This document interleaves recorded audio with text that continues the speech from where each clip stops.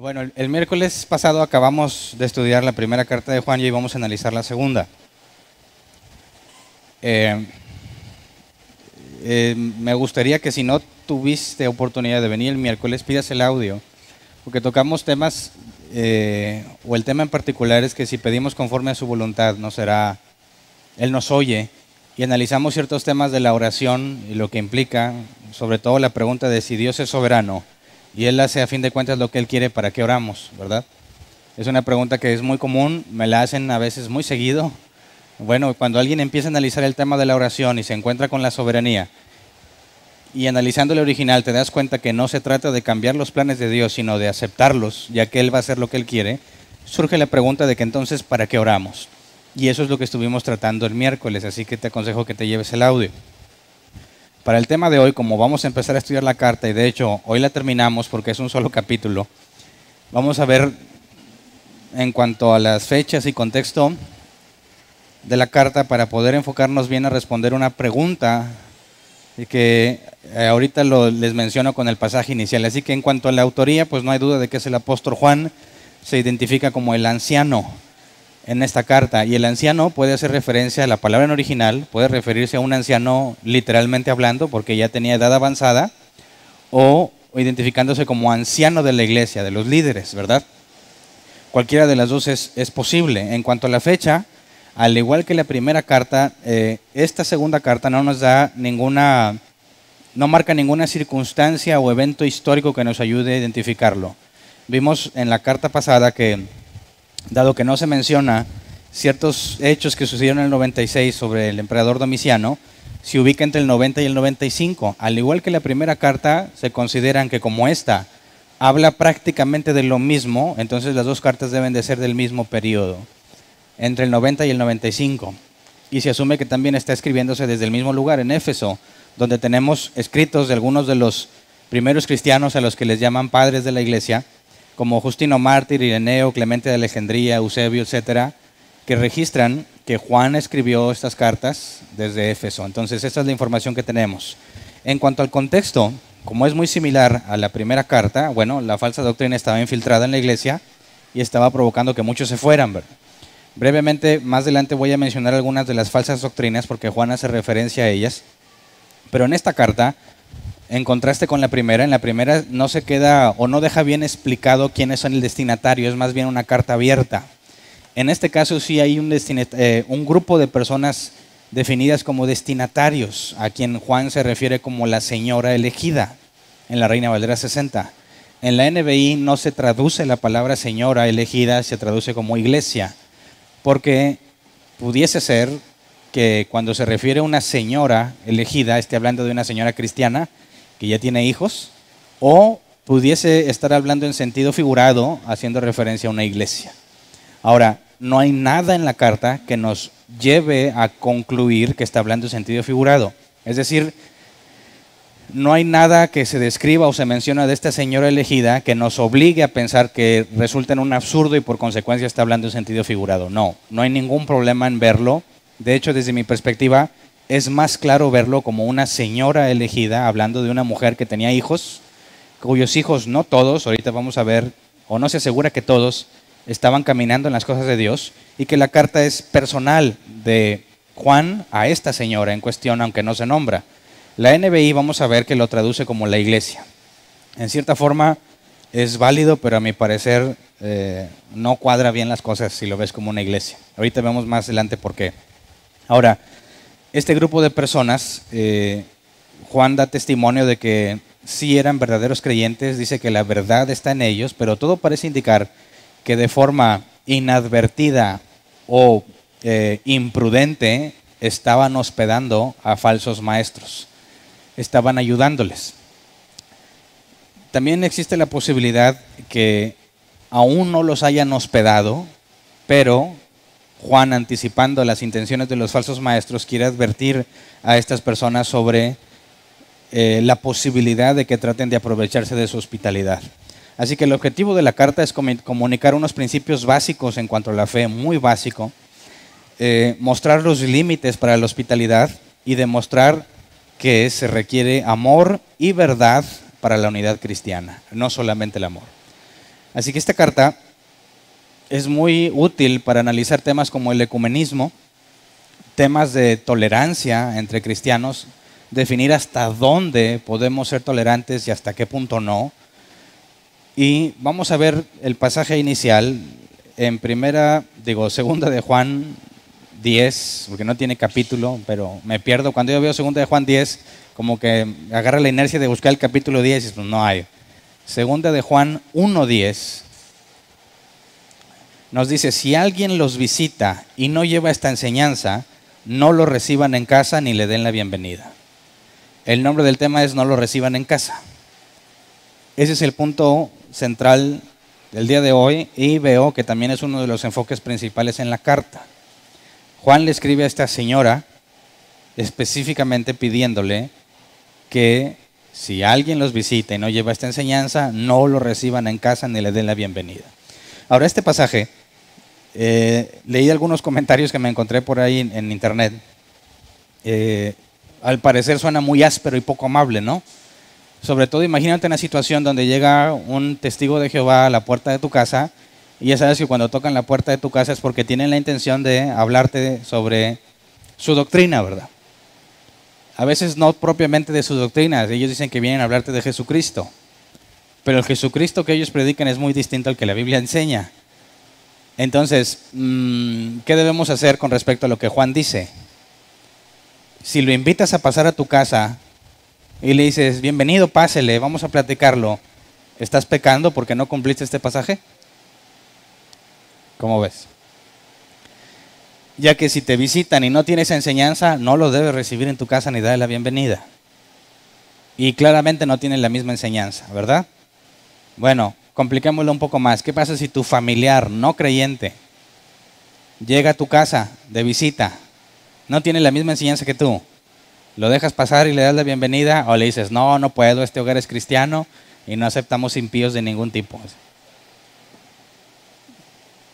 Ok, ¿qué pasa si invitas a tu casa a platicar a alguien con una doctrina distinta? Puede ser quizás un mormón o quizás dentro del cristianismo hay doctrinas muy extrañas que carecen de fundamento bíblico y digamos que te propones con la persona sentarte y platicar al respecto de las doctrinas, intercambiar opiniones y ver si Dios le concede la oportunidad de entenderlo. ¿Estás contradiciendo lo que Juan dice? Porque le estás dejando entrar a tu casa, le das la bienvenida, aunque no tiene la misma enseñanza que tú.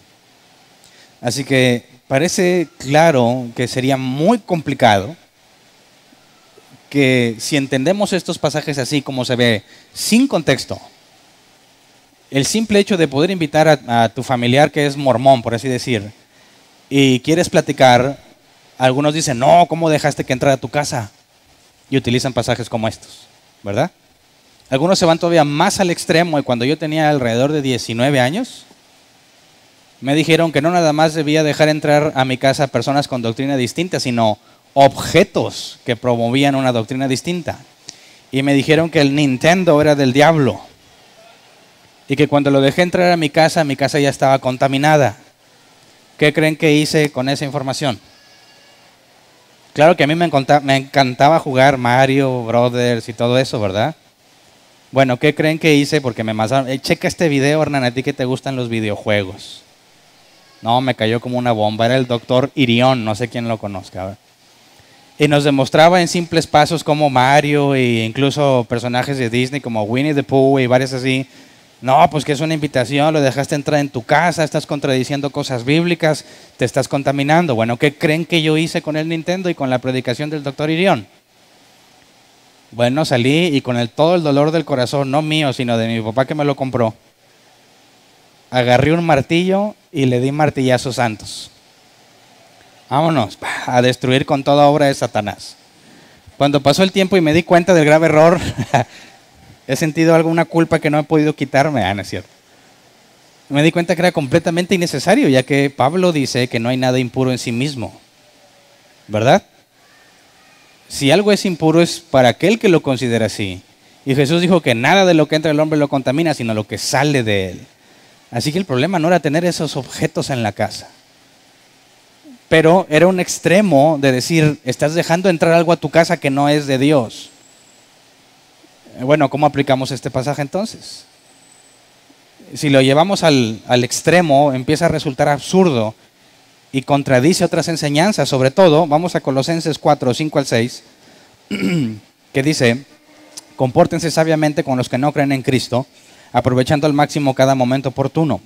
Que su conversación sea siempre amena y de buen gusto, así sabrán cómo responder a cada uno.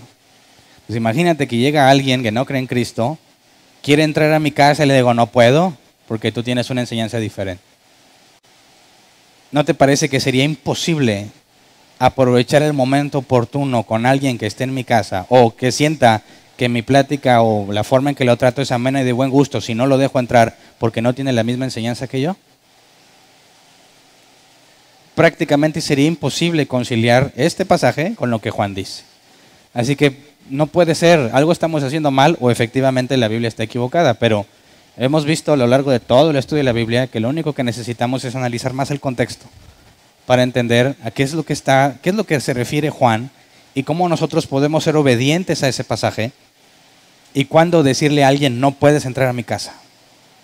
¿Habrá alguna situación en la que sí debes negarle la entrada o no? Entonces necesitamos analizar esto con más profundidad, sobre todo porque hay unas corrientes que algunos denominan como cristianas entre las congregaciones que entran en conflicto con las palabras de Juan. Se apoyan mucho en las palabras de Pablo, en ser amables y tratar a todos bien, pero entras en conflicto con las palabras de Juan cuando te dice claramente que no lo debes recibir en tu casa ni darle la bienvenida.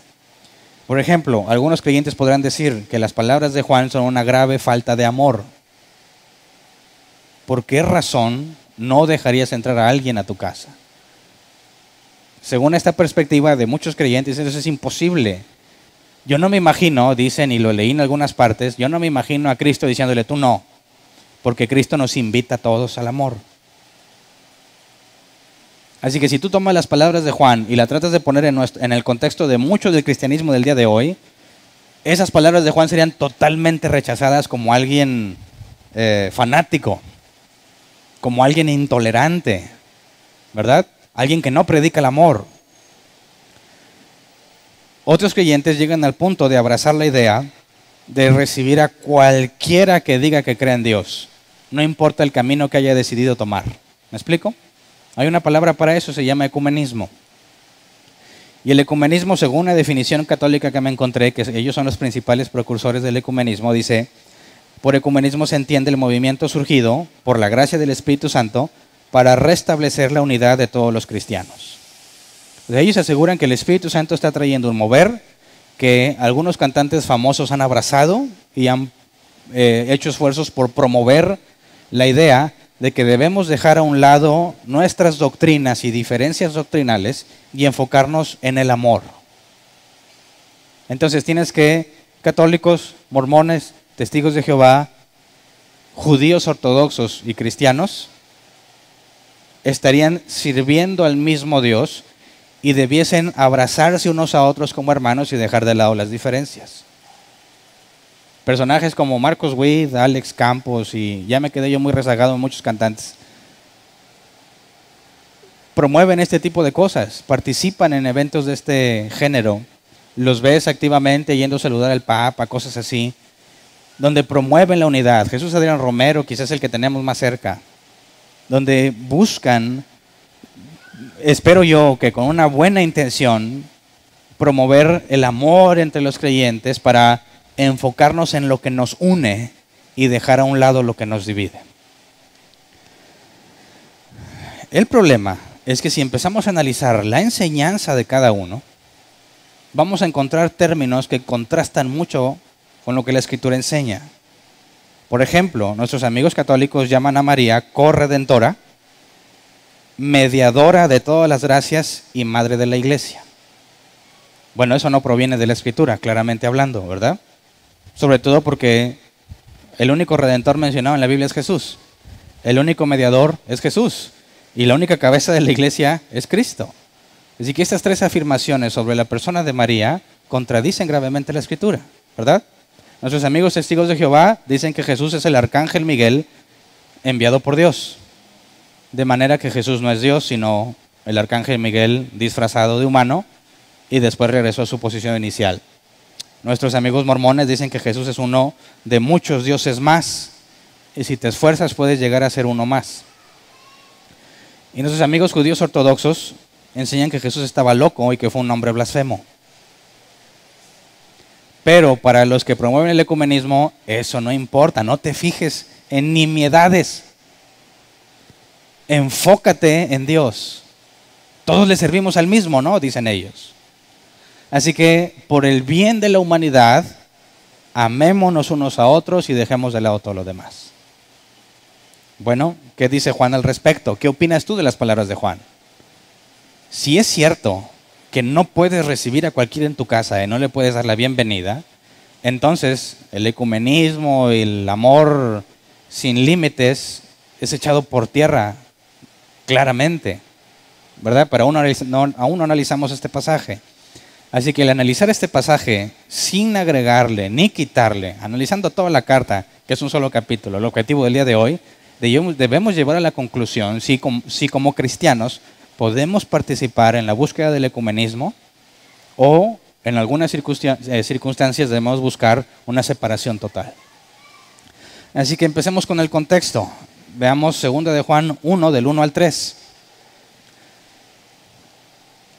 2 de Juan 1, del 1 al 3. Leámoslo primero, por favor, en la NBI.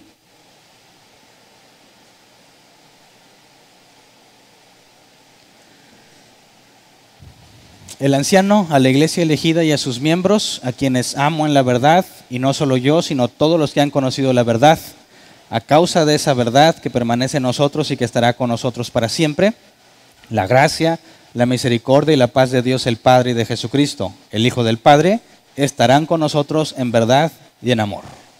Bien, vamos a la Reina Valera 60, esos mismos tres.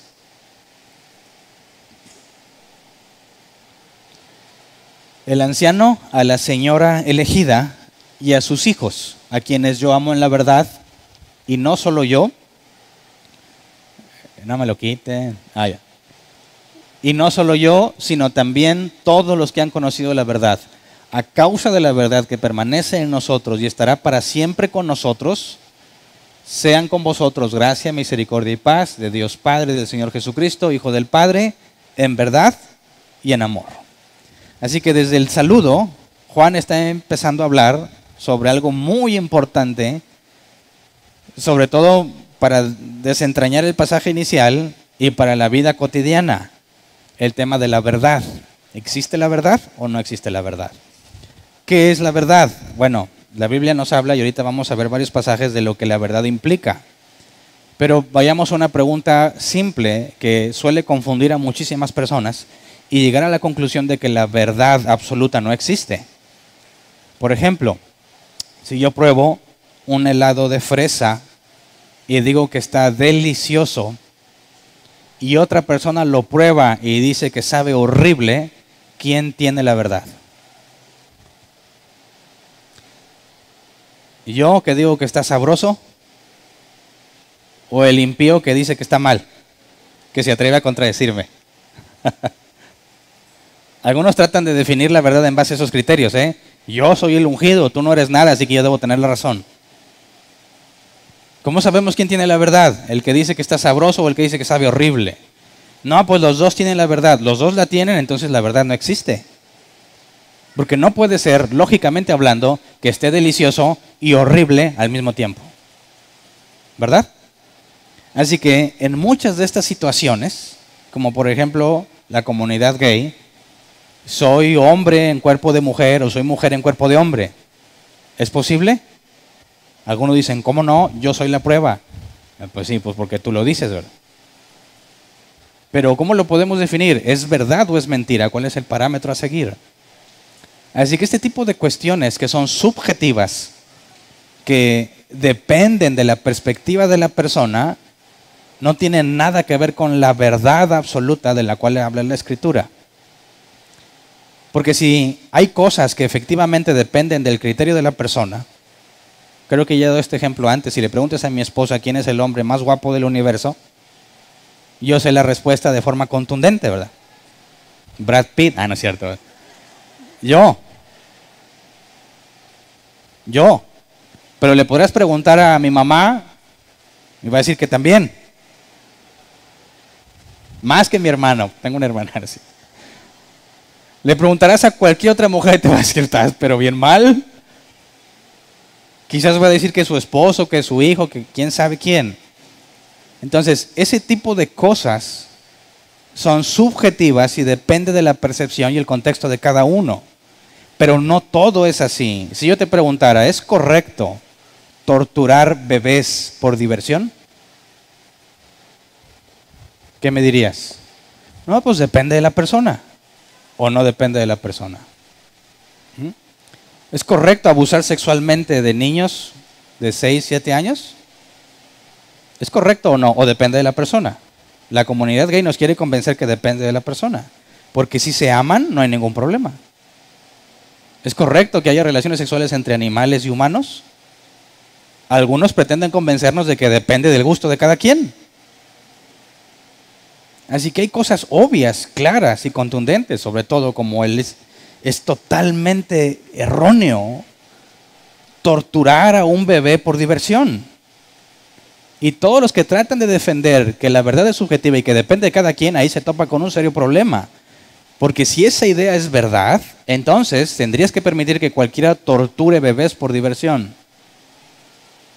Así que eso es una muestra clara de que la verdad no depende de cómo la percibes. Tiene que haber un estándar, una referencia que no depende de la percepción ni de los gustos de nadie. Esa es la verdad objetiva. Cuando nos dice aquí el apóstol Juan, regresémonos al versículo número 2, por favor, porque no apunté aquí en mi registro en la Reina Valera 60, dice, a causa de la verdad que permanece en nosotros y estará para siempre con nosotros, versículo 3, sea con vosotros gracia, misericordia y paz de Dios Padre, del Señor Jesucristo, Hijo del Padre, en verdad y en amor. 2 veces menciona la palabra verdad, ¿cierto? La verdad que permanece y estará para siempre, de manera que la verdad y amor nos lleva a gracia, misericordia y paz con Dios. ¿De qué verdad está hablando aquí el apóstol Juan? ¿Habla de una percepción de la persona? ¿De una verdad subjetiva o está hablando de otra cosa? Vamos a leer algunos pasajes. Vamos a Juan 14, 17. O sea, el Evangelio de Juan. Juan 14, 17. Dice, el Espíritu de verdad, a quien el mundo no puede aceptar porque no lo ve ni lo conoce, pero ustedes sí lo conocen porque vive con ustedes y estará en ustedes. Fíjate, es el propio Juan, ¿verdad? Hablando. Nos habla aquí de una verdad que permanece en nosotros y estará para siempre con nosotros.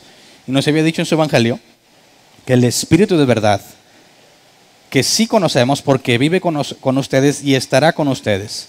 Todo parece indicar que nos está hablando de esa misma verdad. Juan 15, 26 dice, cuando venga el Consolador, que yo les enviaré de parte del Padre, el Espíritu de verdad que procede del Padre, Él testificará acerca de mí. Otra vez nos habla del Espíritu de verdad. No que este es el verdadero Espíritu, no. Es el Espíritu que trae verdad. Juan 16, 13. Pero cuando venga el Espíritu de la verdad, Él los guiará toda la verdad, porque no hablará por su propia cuenta, sino que dirá solo lo que oiga y les anunciará las cosas por venir. Fíjate bien, esto es muy interesante. El Espíritu Santo te va a guiar a todo lo que sea verdad. Pero, ¿de dónde obtuvo esa verdad? Dice, no hablará de su propia cuenta. ¿Verdad? El Espíritu Santo no habla de su propia cuenta. ¿Quién más dijo eso además del Espíritu Santo? Jesús. Las palabras que les he hablado no son mías, sino del Padre que me envió. Y el Espíritu Santo es exactamente lo mismo. No hablará de su propia cuenta, sino que dirá solo lo que oiga y les anunciará las cosas por venir. Así que según Juan, hasta aquí, ¿de dónde proviene la verdad? La objetiva, la que no depende de las personas, no depende de ningún ser humano, no procede de ningún ser humano, proviene de Dios. ¿Verdad? Primero de Juan 5, 6. Este es el que vino mediante agua y sangre, Jesucristo, no solo mediante agua, sino mediante agua y sangre. El Espíritu es quien da testimonio de esto, porque el Espíritu es la verdad. ¿Cómo sabemos que el Espíritu es la verdad? Nos guía toda verdad y nos dice todo lo que oye del Padre.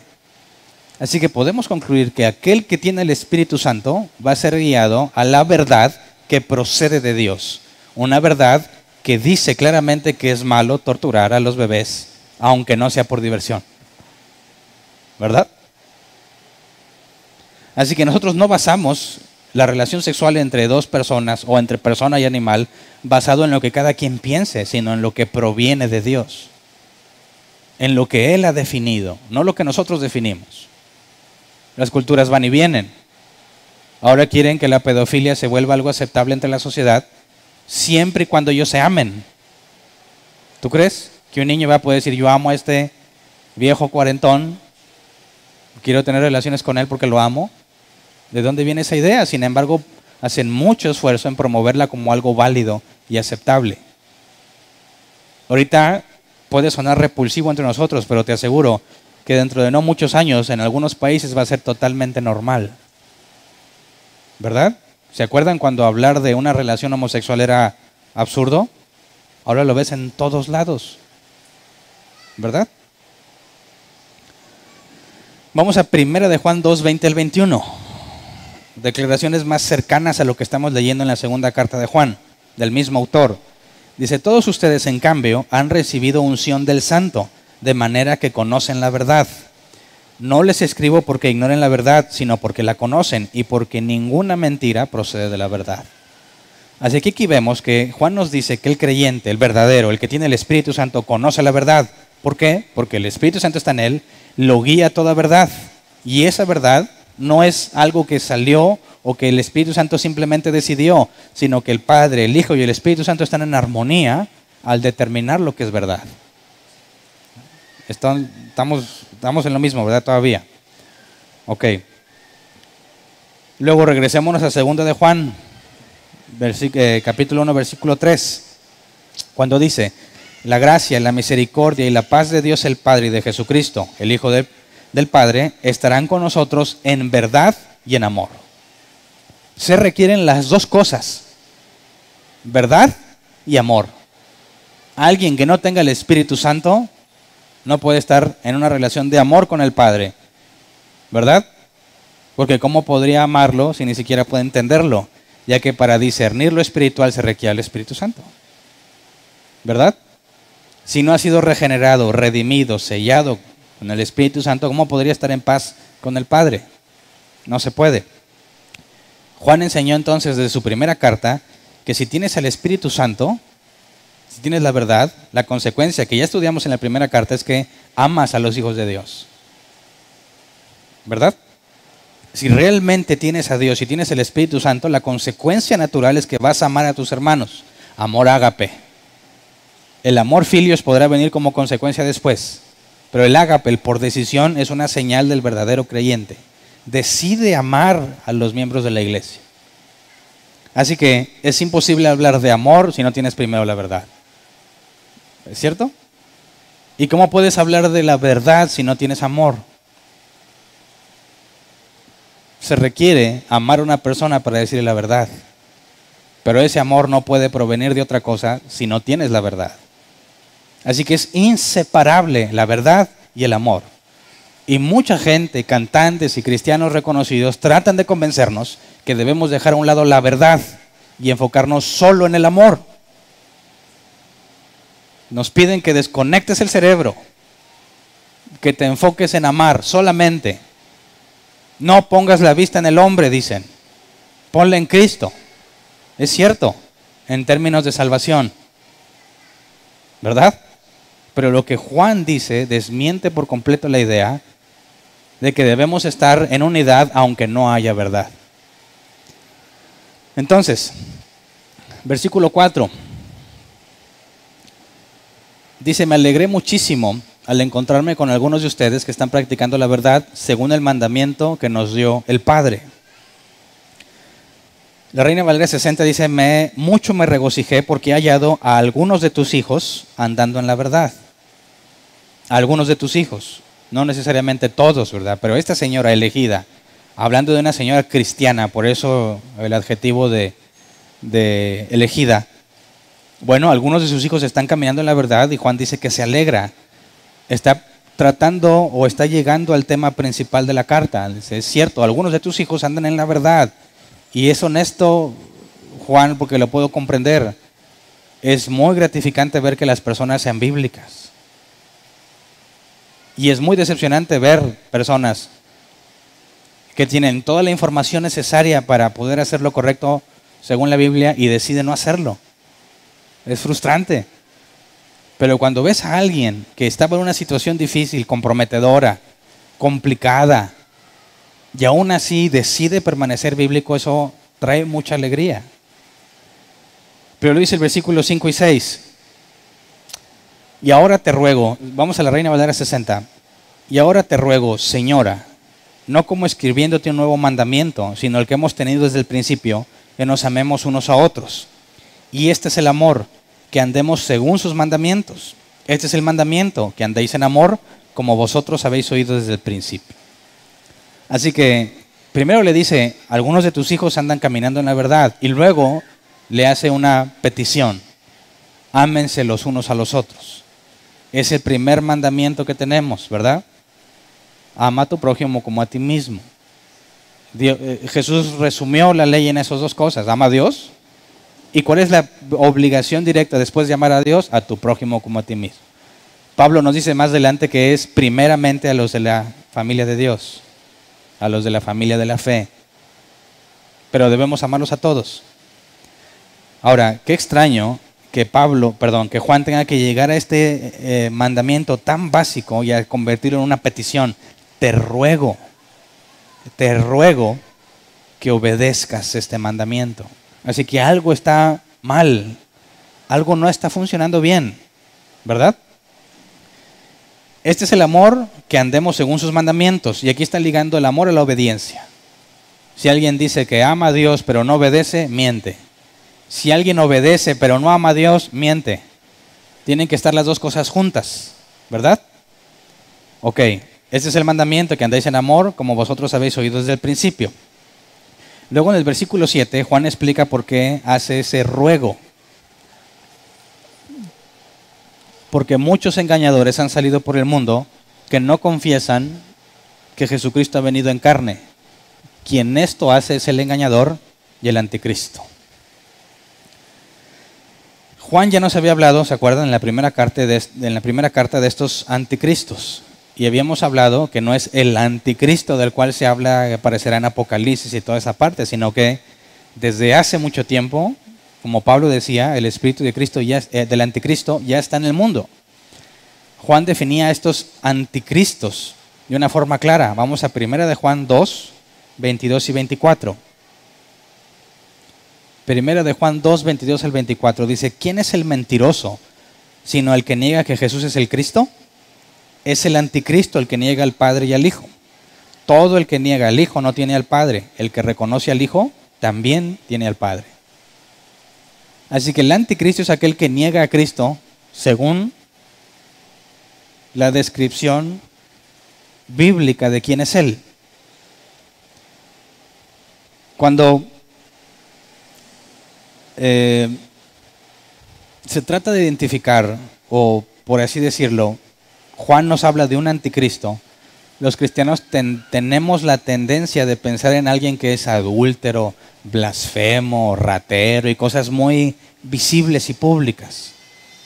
Y con esa idea preconcebida, analizas la predicación de alguien y no encuentras nada grave. Dices, no, pues habló de la Biblia. Todo lo que dijo es de la Biblia, ¿verdad? Yo he conocido muchísimas personas que cuando les dices, aguas con esto que estás oyendo, dicen, pues yo no le encuentro nada malo. Les digo, a ver, explícame cómo es que no le encuentras nada malo. No, mira, todo lo que dijo es de la Biblia, ¿verdad? A cada rato decía, gloria a Dios, amén y aleluya. Es muy buena gente. Trata a todos muy bien. ¿Cómo es que pudiese ser un falso maestro? Por eso es muy importante ver cómo es que Juan define a un anticristo. Porque no está hablando de su personalidad, ¿verdad? No está hablando de cómo trata a los demás, ni de qué tantos versículos usa, sino de cómo habla o cómo enseña acerca de Cristo. Juan está centrando todo el peso de que la identificación de un verdadero creyente requiere, todo lo está enfocando en la persona de Cristo. La forma en la que describes a Cristo te delata, ¿verdad? Porque si aseguras amar a Dios y conocerlo, ¿por qué describirías a Cristo de una forma distinta a la que la Escritura dice? Por eso quedas en evidencia. Así que, cuando nos decía Juan, permanezcan ustedes lo que han oído desde el principio, y así ustedes permanecerán también en el Hijo y en el Padre, en esta parte se condiciona, en el versículo 24, se condiciona la permanencia de Dios en una persona a la fidelidad de la doctrina. Ahorita lo voy a decir de una forma más clara. Pero si lo que oyeron desde el principio permanece en ustedes, así ustedes también permanecerán en el Hijo y el Padre. Así que no se trata simplemente de que hayas escuchado sana doctrina, sino de que permanezcas en ella. Y si la escuchaste pero no permaneciste, no tienes a Dios. Regresémonos a 2 de Juan, versículo 8. Juan les hace una advertencia después de rogarles que se amen unos a otros. Dice esto: cuídense de no echar a perder el fruto de nuestro trabajo. Procuren más bien recibir la recompensa completa. Ahora aquí Juan está diciendo, según la NBI, que se cuiden de no echar a perder el fruto del trabajo de Juan, ¿verdad? Reina Valera 60 dice: mirad por vosotros mismos para que no perdáis el fruto de vuestro trabajo, sino que recibáis galardón completo. Así que ahí no está hablando Juan de su trabajo, sino el de la señora y sus hijos, que andan caminando en verdad. Que sabemos que todo eso será recompensado, ¿verdad? Cuando estemos en la gloria. ¿Por qué estas diferencias? En el original existen variantes. Recordemos que la Reina Valera 60 usa los textos mayoritarios y está poniendo lo que aparece en la mayoría de los textos. Y la NBI usa los textos críticos, a los más antiguos, y en los más antiguos habla del trabajo de Juan, y en los otros habla sobre el trabajo de ellos. En ambos casos pueden hacer referencia a lo mismo, al evangelio que se predicó, ¿verdad? Que ese es el trabajo de Juan, la semilla que fue sembrada ahí. Y si Juan sembró la semilla del evangelio en sus corazones, estos están descuidando la encomienda que se les dio, porque la encomienda incluye la fidelidad al mensaje proclamado, y por consecuencia pueden perder recompensa. No toda, ¿verdad? Dice aquí, procuren recibir la recompensa completa, porque sabemos que el apóstol Pablo nos dijo en la primera carta a los Corintios, si no me equivoco es el capítulo 4, que cuando llegue aquel día, todas nuestras obras serán pasadas por fuego. El que haya construido con piedras preciosas, oro y plata, su obra permanecerá y recibirá recompensa. El que puso hojarasca, madera, heno, cuando pase el fuego, todo lo perderá. Será salvo, aunque como por fuego. Así que el juicio a los creyentes no es sobre salvación, sino sobre recompensa. Y lo que está diciendo aquí Juan es que aguas, porque pueden perder parte de la recompensa, porque no están haciendo lo correcto, ya que les está pidiendo que se amen unos a otros. Pero no queda muy claro aquí todavía cuál es el problema, qué tiene que ver el amor unos con otros y esta parte. El versículo 9 dice: cualquiera que se extravía y no persevera en la doctrina de Cristo, no tiene a Dios. El que persevera en la doctrina de Cristo, ese sí tiene al Padre y al Hijo. Así que esto es de forma muy clara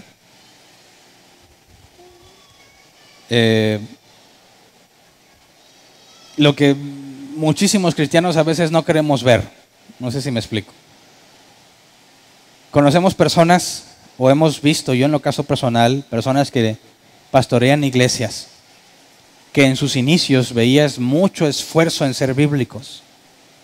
Buscaban apegarse completamente a la Escritura. Pero conforme pasa el tiempo, se despegan cada vez más y más y más y terminan completamente alejados de la verdadera doctrina. ¿Qué es lo que dice Juan aquí? Esas personas no tienen a Dios. Es muy grave, ¿no? Porque siguen teniendo congregaciones. Algunas congregaciones enormes. Enormes. Y todos los que están ahí piensan que son de Dios. Este hombre que les predica asegura que es un siervo de Dios. Sin embargo, Juan pone el criterio en la doctrina.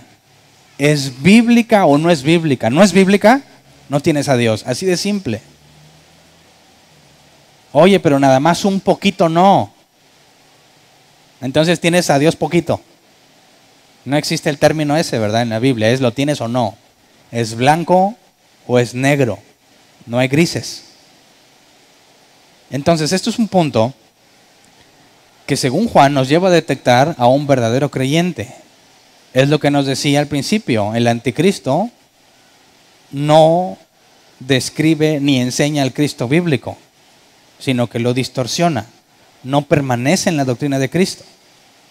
En este caso, quien haya empezado una doctrina correcta, pero no persevera en esa doctrina, queda en evidencia. No tiene a Dios. No es que lo perdiera, es que no lo ha tenido. Estaban con nosotros, mas no eran de nosotros. Es lo que ya nos había dicho Juan. Así que fíjate cómo empieza a armar el contexto para llegar al pasaje inicial de por qué no debes recibir a alguien en tu casa.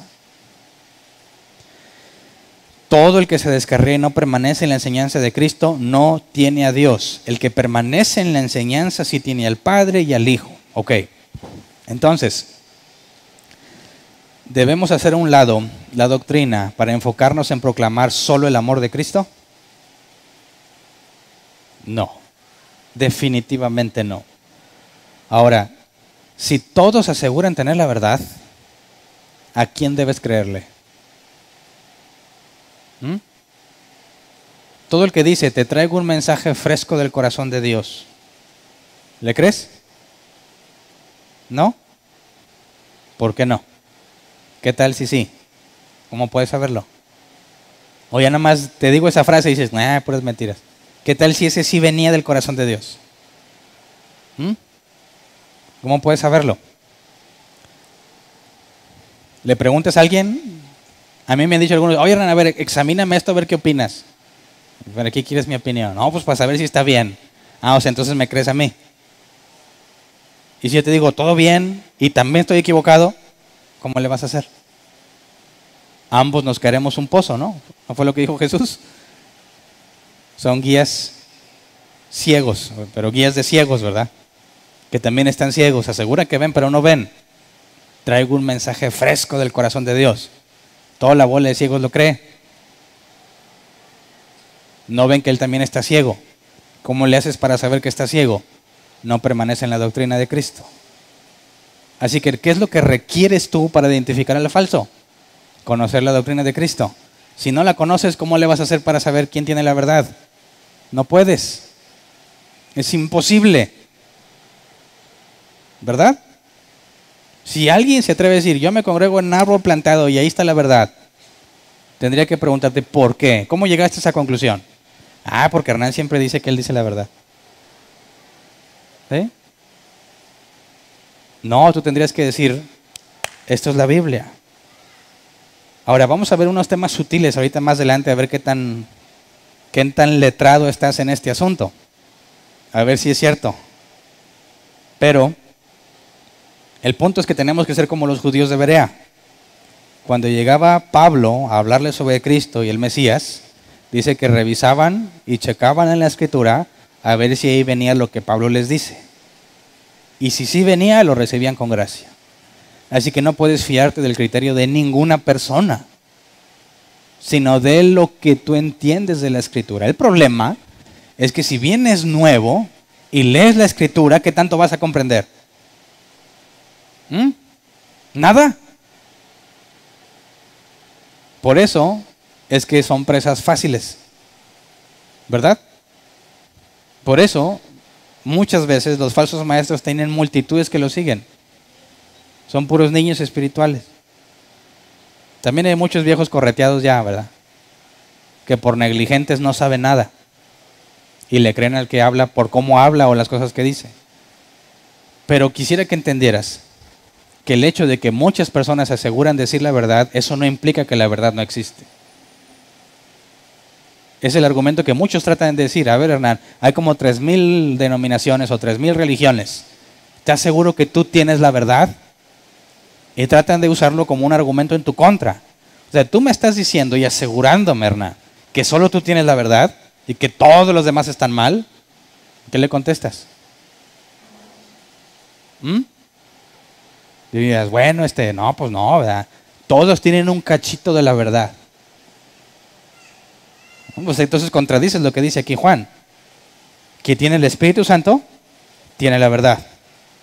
Si no lo tienes, no tienes la verdad. ¿Es posible que todas las religiones tengan algo de verdad? No, ¿la tienes o no la tienes? Así que para determinar quién tiene la verdad, ¿qué es lo que se requiere? Que te pongas a estudiar. No hay un camino fácil. Qué chido que alguien dijera, esta es la lista de las verdaderas religiones, ¿verdad? Y aún así estás en el mismo error porque le estás creyendo a él. Tú tienes que sacar tu propia conclusión. Oye, pero son como 2,000, 3,000, 5,000. No importa. Si tú no necesitas analizarlas una por una. Muchas gracias. No necesitas analizarlas una por una. Basta con que entiendas cuál es el origen, según ellos, qué estamos haciendo aquí, cuál es el estándar de moral y a dónde vamos. Con esas 4 cosas puedes determinar si esa religión o doctrina se apega a la realidad. Más adelante hablaremos con detalle de ese tipo de cosas, pero por lo pronto es ilógico pensar que todos tienen verdad. Es ilógico. Alguien tiene la verdad y hay un esfuerzo que tenemos que hacer por encontrar la verdad. Entonces, si hablamos de católicos, mormones, testigos de Jehová, judíos ortodoxos, musulmanes, budistas, panteístas, teísmo abierto, etcétera, etcétera, etcétera, etcétera, etcétera, no todos tienen la verdad, ¿verdad?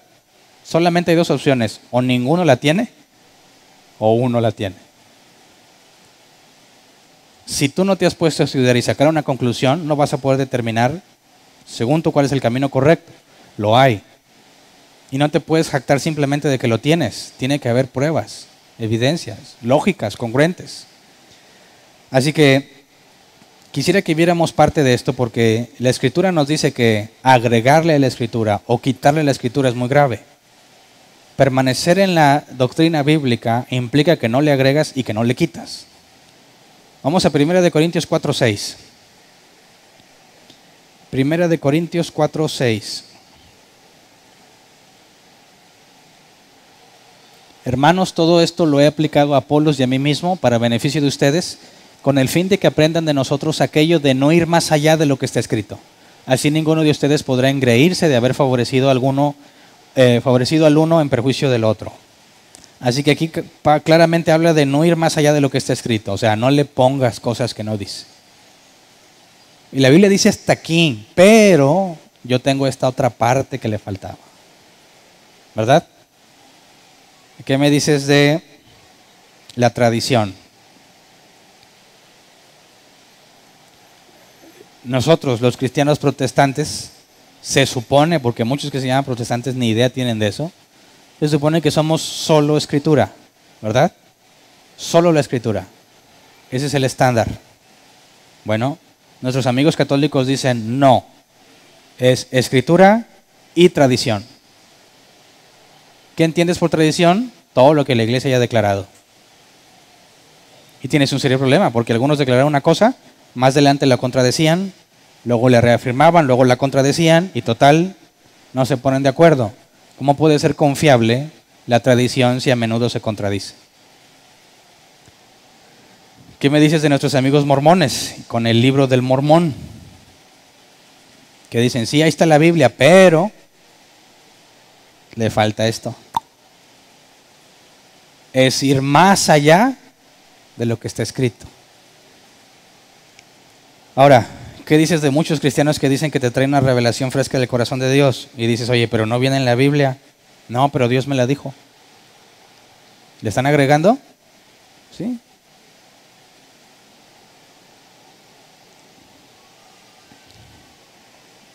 Como me sorprendió, creo que fue este hombre Cash Luna.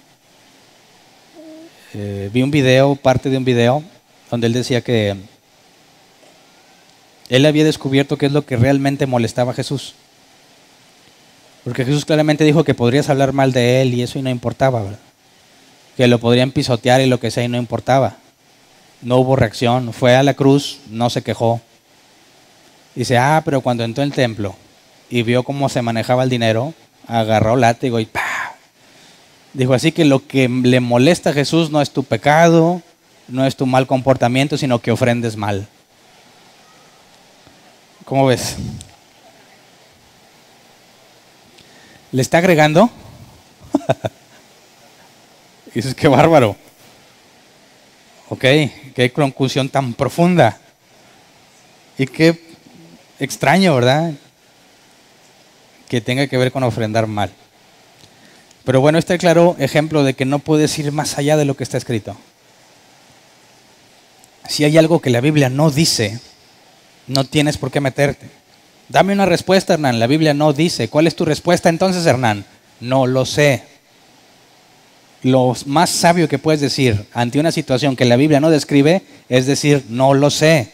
Esa es la única forma en la que permaneces fiel. Si dices, no dice, pero yo creo así. Un ángel vino y me dijo, como dijo José Smith, la revelación que le dio un ángel, y está escrito como hubo un pueblo en específico que llegó al continente americano y está describiendo un montón de cosas y le agregan, ¿verdad? Ok, ahora vamos a Apocalipsis 22, 18 al 19. Apocalipsis 22, 18 al 19, aquí lo dice más claro, ¿verdad?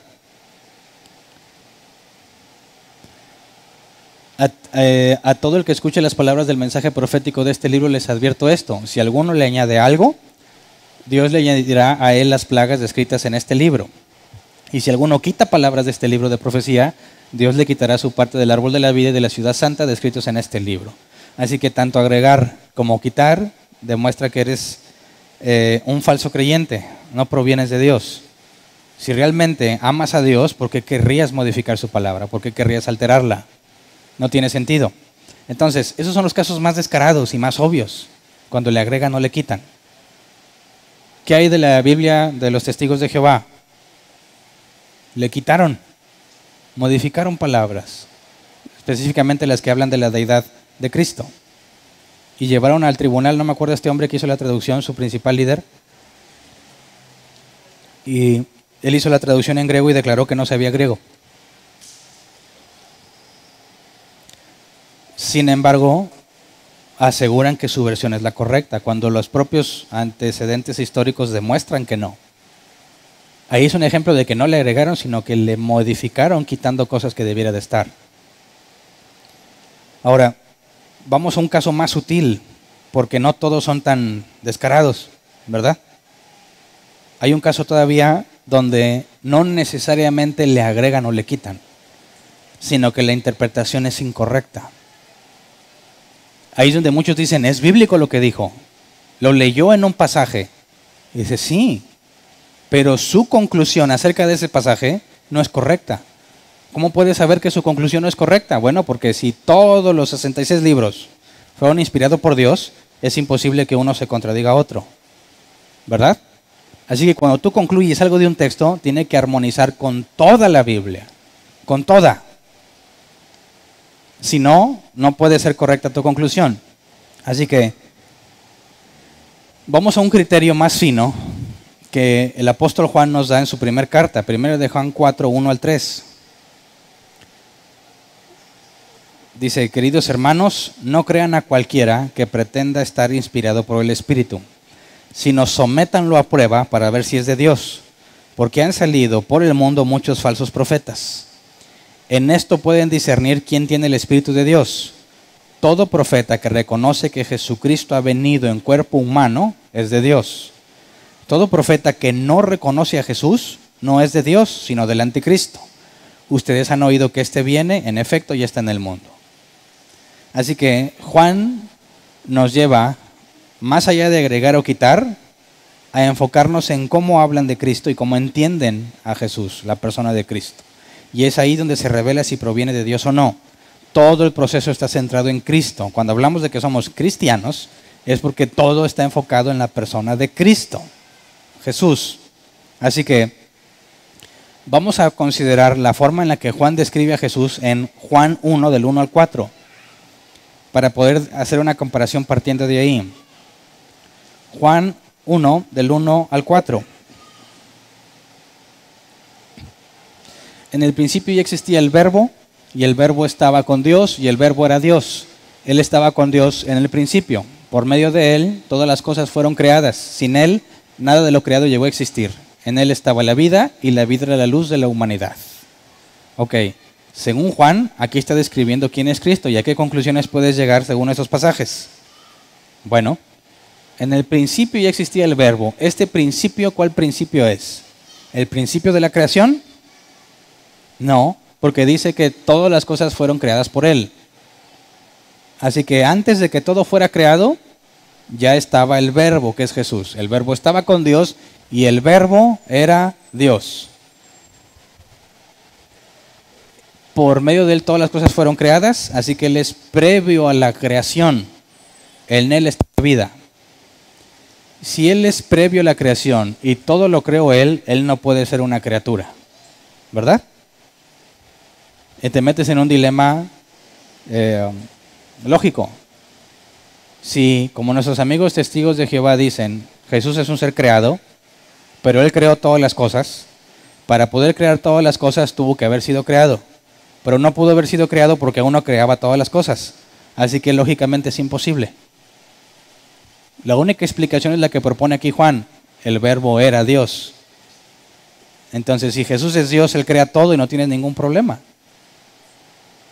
Eso implica que Jesús es la fuente de vida. Todo lo que tiene vida proviene de Él. No puede ser un ser creado.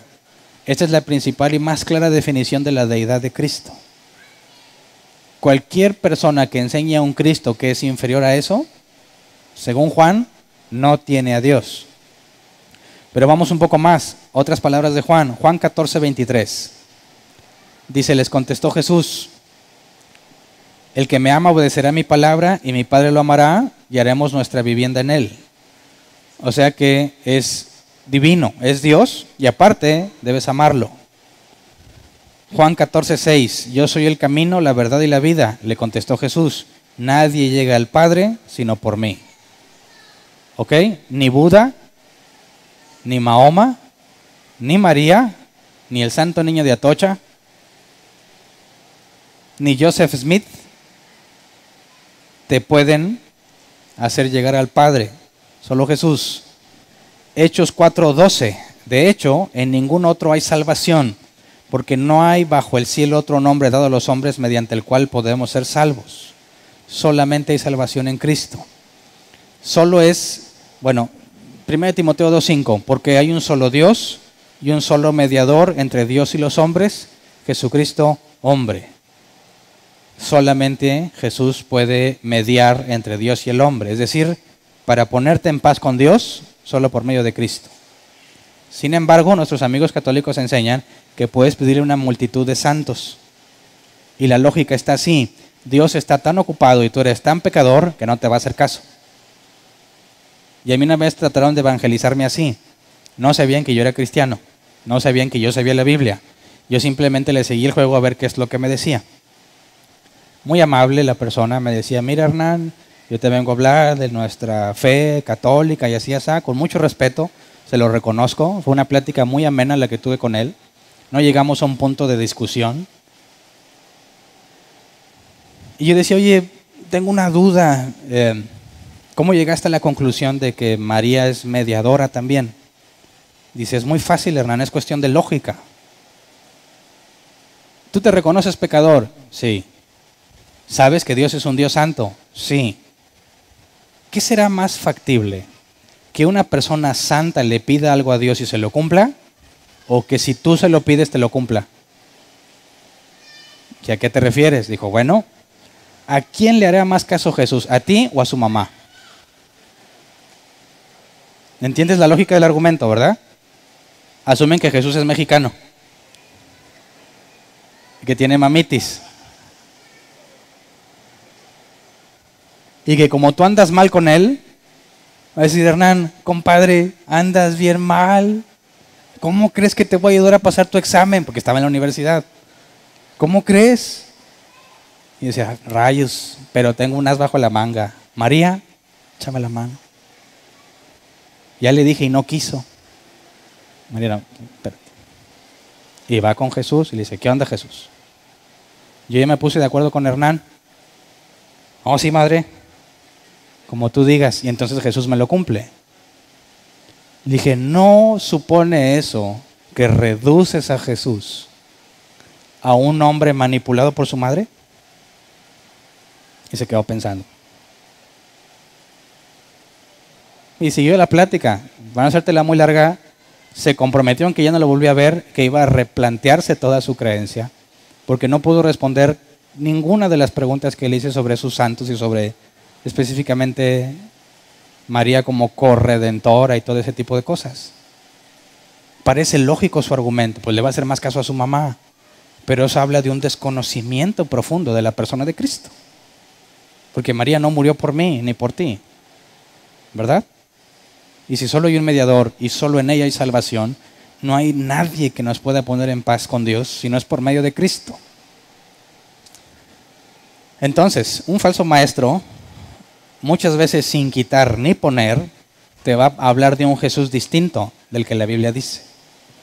Y aquí te voy a pasar unos 4 términos para el que quiera estudiar más a profundidad, de herejías que han surgido de la iglesia. Es decir, no hablo de personas que se metieron, que eran ateos y que hicieron estragos en la iglesia, no.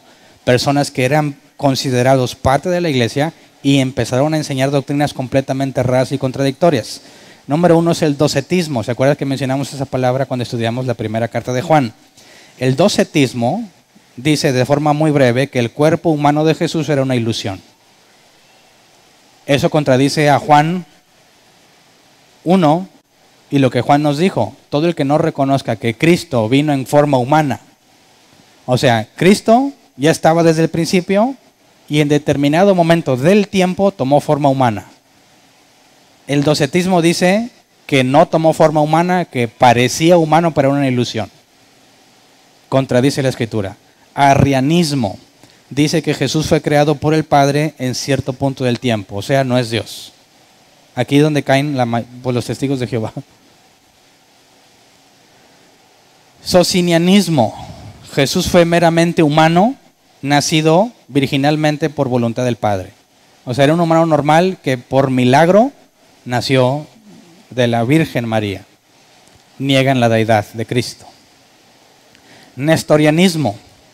Jesús se conforma de 2 personas distintas unidas. O sea, Jesús no es uno, sino 2. La parte humana y la parte divina. Contradice lo que Juan dijo. Juan dijo que Él es desde antes, desde el principio, y tomó forma humana. Sigue siendo el mismo. El nestorianismo nos habla de 2 distintos. Entonces, estos 4 conceptos teológicos surgieron desde el siglo XVI en adelante. Pero no creas que se han ido. Aunque no tengan ese nombre o no los identifiques por ese nombre, se siguen enseñando en muchísimas congregaciones que aseguran ser cristianas. Otros hablarán de agregados en referencia a una incapacidad de parte de Cristo o de una insuficiencia de su parte. Te van a hablar de corredentores o otros mediadores, como ya vimos claramente en la declaración de la Iglesia Católica en cuanto a María como corredentora o mediadora de todas las gracias, madre de la Iglesia, etcétera, etcétera. Pero también nuestros amigos mormones tienen un problema con esto, porque aquí tengo yo 2 referencias. Ellos consideran a José Smith en el libro Jornal de Discursos, volumen 9, página 312, por si alguien lo quiera consultar. Dice que debes creer en tu corazón y confesar con tu boca que José Smith es profeta de Dios. Si te fijas cómo le adecuaron de la declaración de los romanos, se le aplicaron a José Smith. Y en el mismo Jornal de Discursos, volumen 7, página 289, dice: ningún hombre o mujer entrará al reino celestial de Dios sin el consentimiento de Joseph Smith. O sea que para que puedas entrar al reino de Dios, Joseph Smith o José Smith tiene que darte su autorización. ¿Qué implica eso hacia la persona de Cristo? No es suficiente, ¿verdad? Lo estás disminuyendo a un grado que dices, tengo a Cristo, y te van a decir, te falta José Smith. Rayos. Y si vas con los católicos, ¿no? Te falta María. Bueno, leímos que solo hay un mediador, que solo en su nombre hay salvación. que solo Él te puede llevar al Padre. Así que ellos te hablan de la Escritura y tenemos prácticamente el mismo Nuevo Testamento, pero tienen cosas que mueven o modifican quién es Jesús, y Juan nos dice que no pueden tener a Dios. Así que, ¿soy un intolerante? Bueno, ¿es malo? ¿O hay ciertos grados de tolerancia? Pablo nos habló de que el fuerte en la fe tolere al débil, ¿verdad? Pero ¿qué tal si el débil viene diciéndonos que te falta José Smith para salvarte?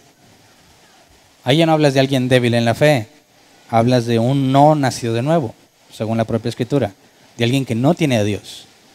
Y en este caso el pasaje inicial viene a clarificar qué se debe hacer en esos casos, dado que solamente en Jesús hay salvación, dado que Jesús es Dios con forma humana en determinado momento del tiempo. Cualquiera que se desvíe de eso cae en la categoría que Juan nos dice de anticristo. ¿Qué tal si eres muy amable esta persona? Muy amoroso, paciente, buena gente, cariñoso, pero distorsiona la enseñanza bíblica de la persona de Cristo. ¿Qué debemos de pensar de esas personas? Ahí es donde se complica, ¿verdad? Yo lo pensé y conozco a muchos que han pensado así. Pero tan buena gente que es Él, tanto que me ayudó. He escuchado muchas personas que me dicen, estaba en un momento muy difícil de mi vida y me ayudó a salir de ahí. ¿Cómo puede ser que no tenga la verdad? Hay algunos que siguen en congregaciones totalmente erradas porque les da cosita hacer sentir mal a su pastor. Es que era tan lindo, me ha ayudado tanto. Bueno, segundo de Juan 1, 10 al 11, dice, si alguien los visita y no lleva esta enseñanza, no lo reciban en casa ni le den la bienvenida, pues quien le da la bienvenida se hace cómplice de sus malas obras. Cómplice. Es imposible la idea de muchos creyentes que en persona me lo han dicho. Estoy en una congregación errada, pero yo voy a hacer ahí luz. Yo mismo lo intenté, no funciona. Es bíblico, es correcto que alguien se quede ahí con tal de ser luz y se congrega y aporta y participa y todo, pero cuando se presente la oportunidad, les va a decir, hey, no le creas, aquí te tengo la verdad. Vamos a reunirnos en secreto, para que nadie sepa, porque si se enteran nos corren. Y aquí voy agarrando a otro, ven, ya te dije también a ti la verdad. Y voy haciendo mi grupito mientras aquí engaño a todos. Y ¿es bíblico?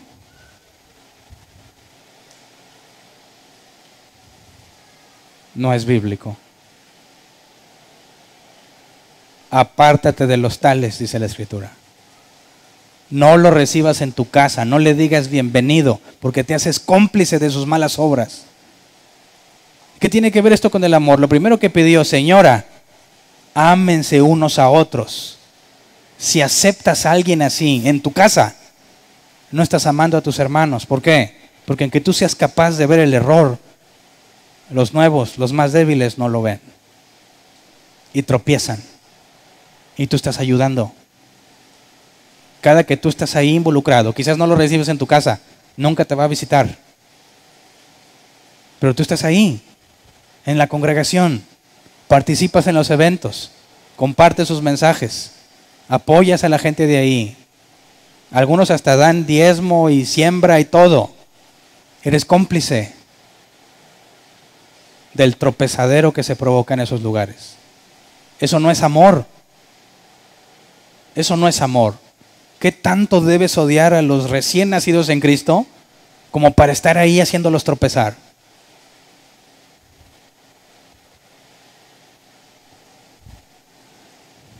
Es imposible que si tú has conocido la luz, sigas congregándote en un lugar donde no se predica a Cristo, al bíblico.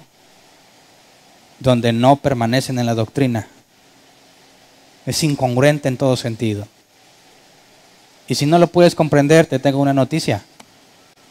No tienes a Dios porque apoyas el mismo evangelio que contradice la Escritura. No, Hernán, es que yo estoy ahí por si Dios se da la oportunidad. Estás en pecado. Estás en desobediencia a lo que la Escritura enseña. Lo más claro y lo mejor que podemos hacer es pintar la raya y decir, no quiero tener nada que ver con ustedes.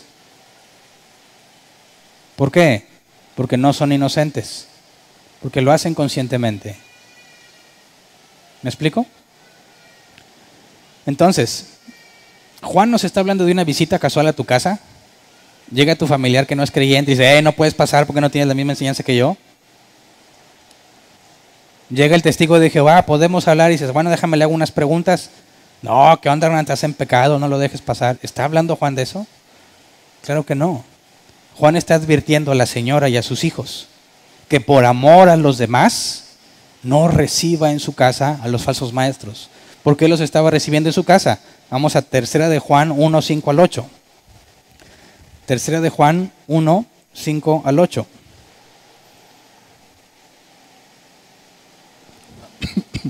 Querido hermano, te comportas fielmente en todo lo que haces por los hermanos, aunque no los conozcas.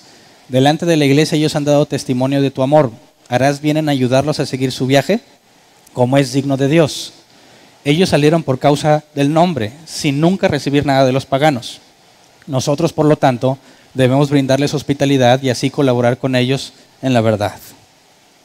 Esta es la práctica común en aquel entonces. Cuando alguien pretendía llegar a predicar el evangelio o enseñar a los creyentes, tenía que hospedarse en casa de alguien.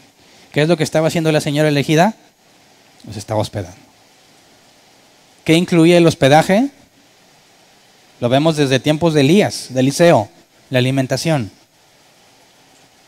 Juan dice, he escuchado que algunos de tus hijos andan caminando en la verdad y te ruego que obedezcas el mandamiento de amarnos unos a otros. No recibas en tu casa al que trae una enseñanza diferente, porque te haces cómplice de sus malas obras.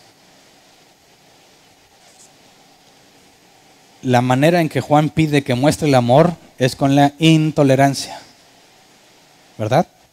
Traten de convencernos que la tolerancia es amor, en algunos casos. Pero tolerancia en este tipo de casos es todo lo opuesto al amor. Ahora, ¿qué hacemos o cómo describimos a estas personas amables, amorosas, buenas gentes, que nos han ayudado quizás en algún momento de nuestras vidas, que nos impulsaron, aunque erróneamente, en las cosas de Dios? ¿Cómo se refiere la Biblia hacia ellos? ¿Cómo los nombró Jesús? ¿Cuál es el calificativo? Están errados en su doctrina, pero son amables. Bueno, hay una serie de pasajes en palabras de Jesús y de Juan y de Pablo. Leamos Mateo 7:15. Cuídense de los falsos profetas. Vienen a ustedes disfrazados de ovejas, pero por dentro son lobos feroces. La amabilidad, la buena atención, lo que hayan podido hacer, en ninguna forma justifica la falsa enseñanza. Son personas disfrazados de ovejas que por dentro son lobos feroces. Palabras de Jesús.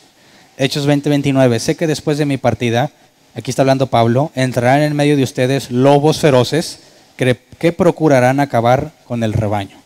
¿Cómo lo acaban? ¿Los golpean? No. Yo sé que muchos de aquí saben por experiencia propia cómo se destruye la vida de alguien por medio de la falsa doctrina, ¿verdad? Con información incorrecta, información falsa que te lleva a tomar decisiones incorrectas, que te apartan completamente de lo que debieras estar haciendo. Así es como se destruye el rebaño. Juan 10, versículo 1. Ciertamente les aseguró, palabras de Jesús, que el que no entra por la puerta al redil de las ovejas, sino que trepa y se mete por otro lado, es un ladrón y un bandido. Versículo 10, ahí mismo, el ladrón no viene más que a robar, matar y destruir. Yo he venido para que tengan vida y la tengan en abundancia. Así que sabemos que el ladrón no es Satanás, ¿verdad? ¿Quién es? El que pretende pastorear sin la verdad bíblica. ¿Y cuál es el objetivo? Robar, matar y destruir. Oye, pero tan buena gente, ¿cómo va a querer hacer eso? ¿Cómo? Bueno, si es tan buena gente, ¿por qué no dice la verdad? Si te ama tanto, ¿por qué no te enseña la verdad? ¿No la sabe? Explícale. Dile, mira, aquí hay un error y te lo explico. No lo acepta y te dice, como la gran mayoría, aquí es lo que yo digo. Bueno, ¿dónde está el amor? El amor se va a acabar en cuanto te pongas en su contra, te lo aseguro. En cuanto no estés de acuerdo, se acabó el amor. Te vas a convertir en un satánico, en un endemoniado, y va a haber persecución en tu contra. ¿A cuántos ya les pasó? A mí también me pasó. No puede ser que pongas en la balanza. A ver, Jesús dijo que vienen a eso, pero no creo. No, mi pastor. Bueno, haces a Jesús mentiroso, ¿verdad?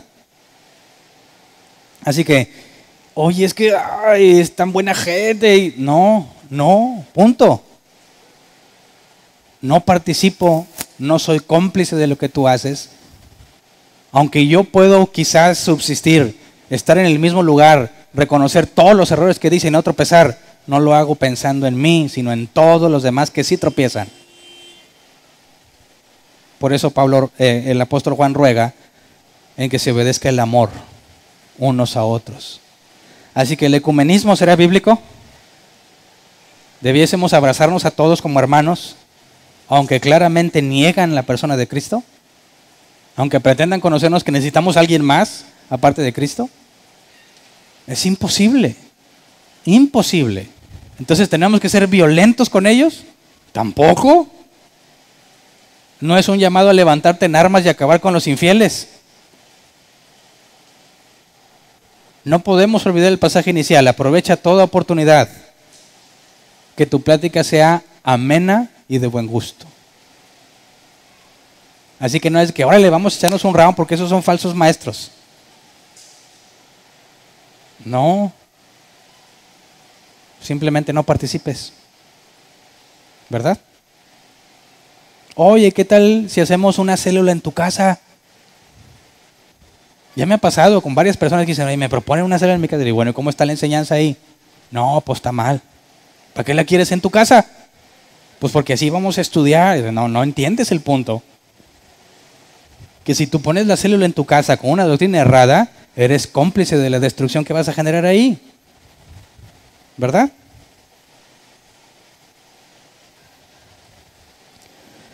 Se vuelve muy complejo entender para algunos que el amor hacia los demás tiene un límite. El amor genérico que todos merecen no lo podemos negar. Ama a tu enemigo. Pero cuando se trata de la comunión, del aceptarlo en la congregación, de apoyarlo para que continúe en lo que él llama obra de Dios, está condicionado a la verdad. Unidad sin verdad es pecado. ¿Verdad? Debemos buscar la unidad, pero la primer base debe ser la verdad. Hace tiempo alguna iglesia, un pastor, me invitó a platicar porque tenía intereses en buscar una comunión entre distintas iglesias. Una persona muy amable. Nos hablaba de todos los beneficios. Dijo, ¿tienes personas ahí jóvenes? Dije, sí. A lo mejor aquí donde los jóvenes se van a enojar conmigo por lo que voy a decir, ¿verdad? Es decir, yo también tengo muchos. ¿Qué tal si los juntamos y a lo mejor se empiezan a dar las parejitas y hacemos ahí un cambalache, ahí te paso el excedente y tú me pasas del otro y vamos haciendo que salgan? Dije, ok, ¿y cuál es el punto de acuerdo doctrinal? No hay.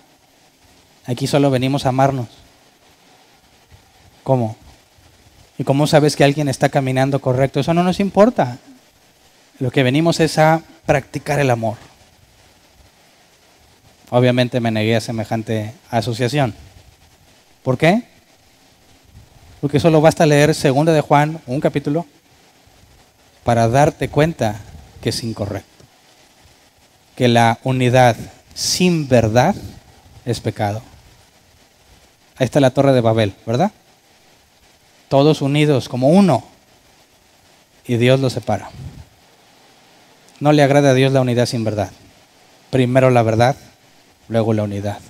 Así que por favor, como dice el pasaje inicial, si alguien se acerca a ti, o te visita o te invitan a formar parte de un lugar que no tiene la enseñanza bíblica, no lo aceptes.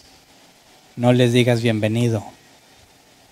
Por amor a los demás. ¿Estamos de acuerdo? Vamos a orar, vamos a ponernos de pie.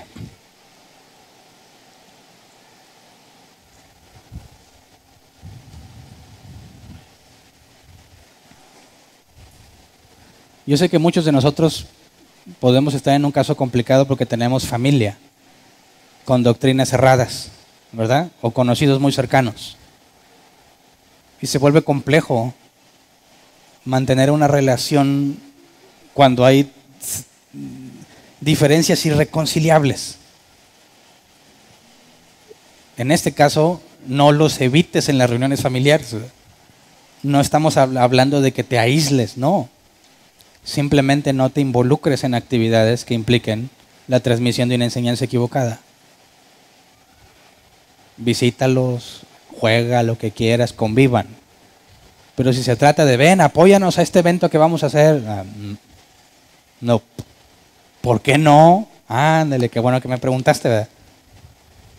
Este punto y este punto, con toda la amabilidad y el respeto que se merece de nuestra parte.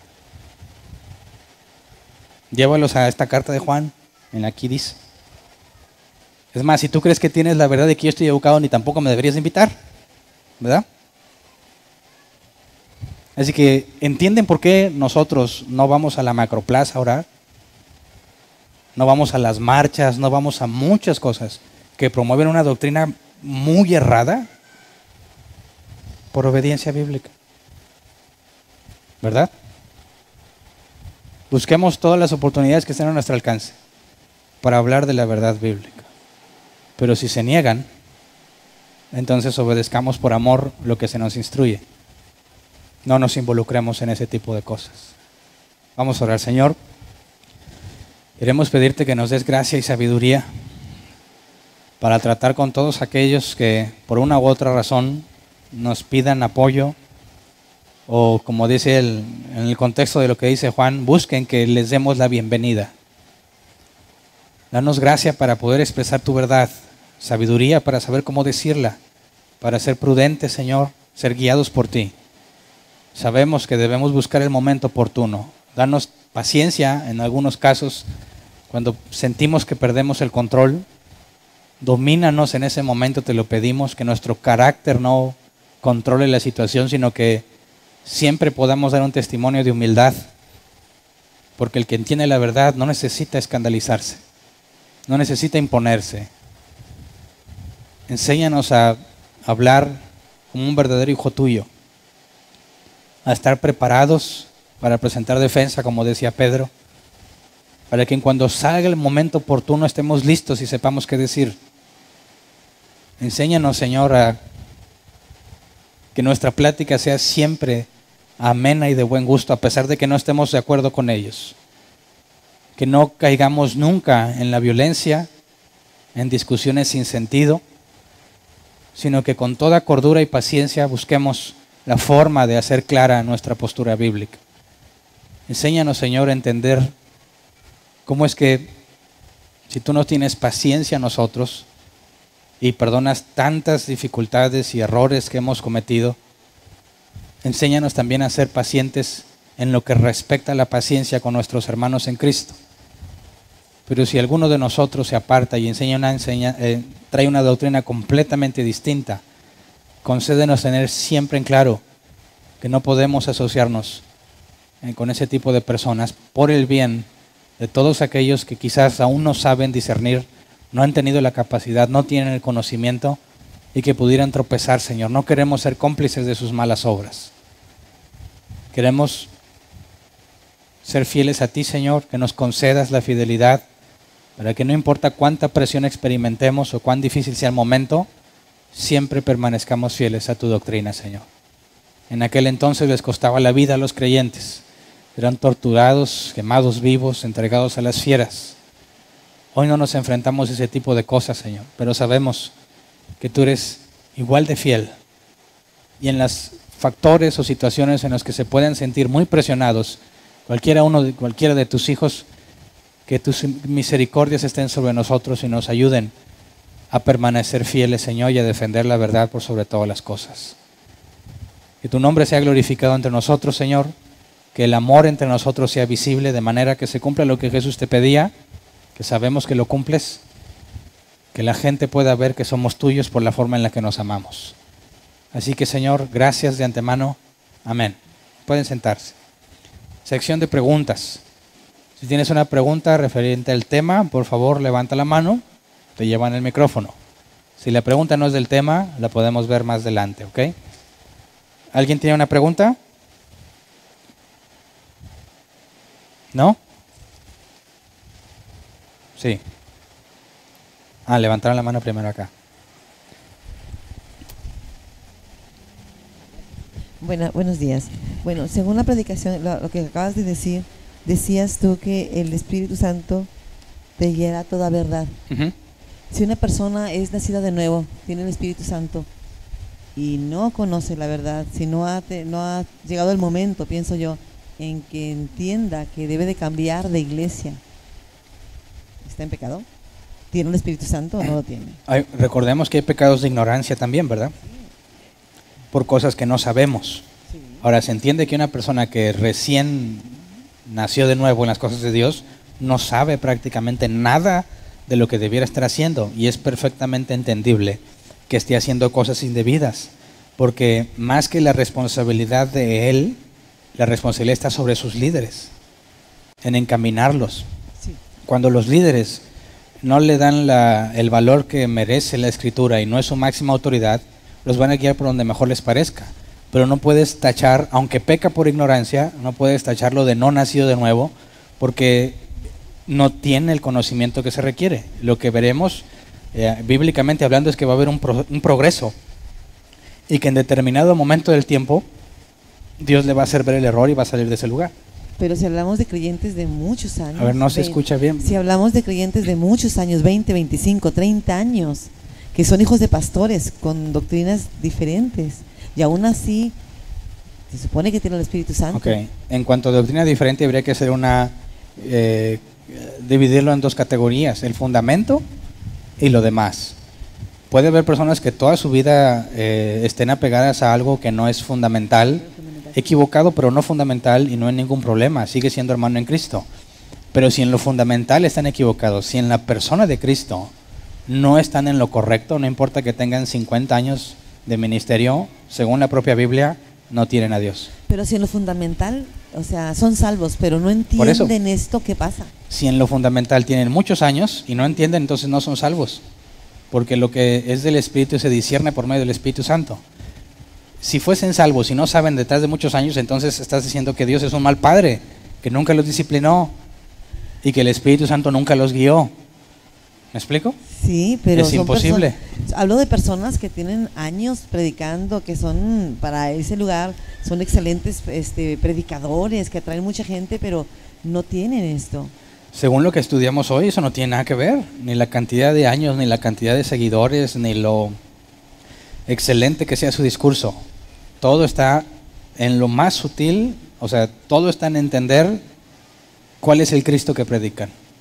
Y si no es el de la Biblia, no tiene a Dios por más años de ministerio que tenga. Y si eres tú un cristiano de cualquier tiempo que esté convertido, ¿verdad? Y dices tú que te guiará toda verdad. ¿A qué verdad te refieres? ¿A Jesucristo? La revelada en su Escritura. Ok. Si ya vimos que la verdad proviene de Dios, ya que el Espíritu Santo te dice lo que oye del Padre, y la Escritura es inspirada por Dios, ¿dónde encuentras la verdad? En la Biblia. Ok, gracias. ¿Alguien más? Acá había, ¿verdad? Gracias. Buen día, hermanos. Pastor, en el versículo que leímos es Apocalipsis, cuando el apóstol Juan menciona algo así de que cualquiera que añada o quite algo. Sí, Apocalipsis 22. Esta es pregunta. ¿Está haciendo referencia directamente o específicamente al libro de Apocalipsis y no tanto a la serie de escritos que después creo que le llamaron el canon y eso se formó tiempo después? O sea, cuando él está diciendo cualquiera que añade o quite, porque lo es que después escuchas que tales personas le quitaron y luego ustedes le pusieron y ustedes le quitaron, y que está refiriéndose al libro de Apocalipsis específicamente o directamente cuando él escribe eso. Cualquiera que añade a este libro de la profecía, es pregunta. Y la segunda, pastor, haciendo referencia a lo que tú llamabas hace rato, pláticas amenas, tratando de aplicar este pasaje a nuestros días, en nuestras vidas. Ya no digamos un falso maestro que se dicen ser cristianos, evangélicos, protestantes, los testigos de Jehová, los mormones.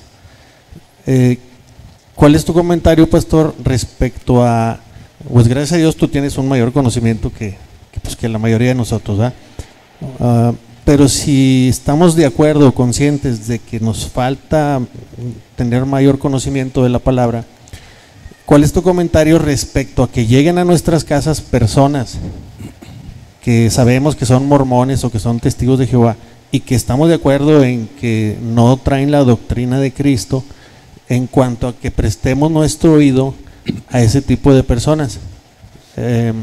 Y volviendo al contexto en el cual se está refiriendo este pasaje, relacionándolo con las doctrinas de la gracia, si la señora elegida y sus hijos, según las doctrinas de la gracia, habían recibido gracia irresistible y Dios iba a encargar de la perseverancia de los santos, entonces, ¿qué de malo habría en que el hermano Humberto escuche a un mormón, o escuche a un testigo de Jehová, o escuche a un católico, o cualquiera de nosotros, o que la señora elegida con sus hijos que andaban en amor hayan recibido un falso maestro?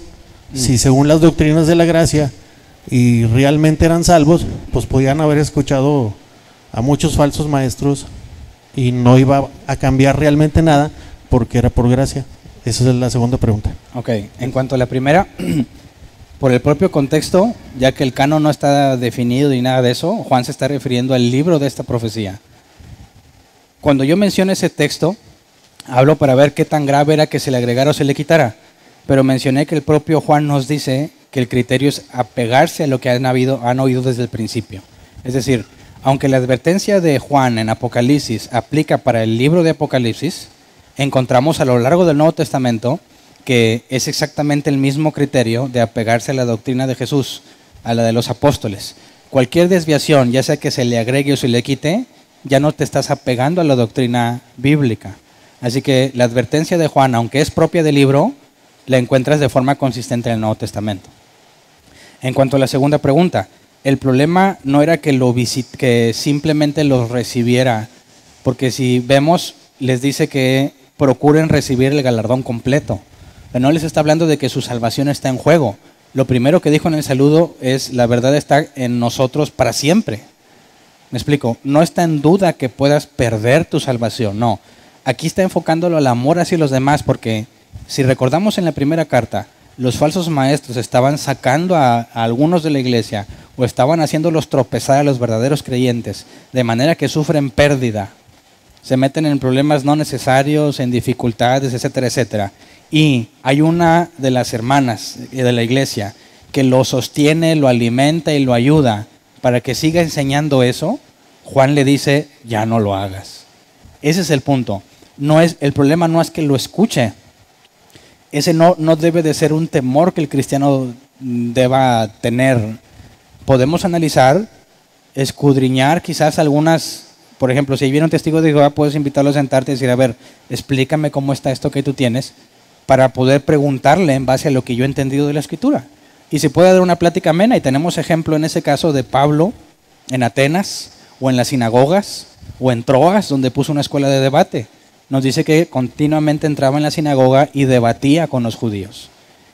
Claramente está especificado que el problema no es el intercambio de ideas, el enfoque aquí es que les están patrocinando a los falsos maestros, y a pesar de que están haciendo un daño, los creyentes se enfrentaban ante el dilema de: ¿le brindo hospitalidad como es mi obligación o se la niego porque es un falso maestro? Y Juan explica que debes negarla.